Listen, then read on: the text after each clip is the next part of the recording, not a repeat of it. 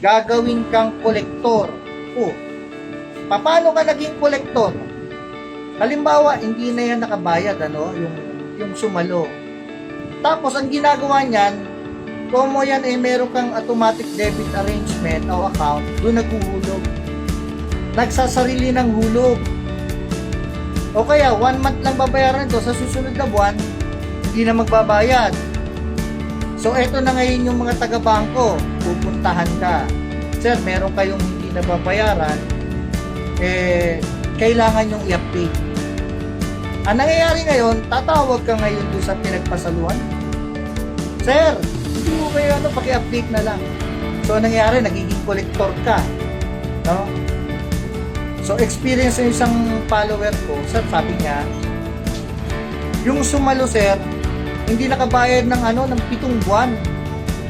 So, ibig sabihin, yung 7 buwan na yon may penalties and charges. Aba, yung 7 buwan, binilang 10,000 per month. Yung 7 buwan, binilang 70,000. Pinadalan siya ng 70,000. Alam nyo, naka-restricted na yung account. Hindi na po tinatanggap. Kahit mag-deposit ka, nandoon lang yung dineposit mo. Sir, yung binayad nyo, hindi na po tinatanggap. Surrender mo na. Hindi, sabi niya, kahit anong gusto mong gawin. Mag-file ka pa ng demanda, basta kami nagbayad na sa'yo.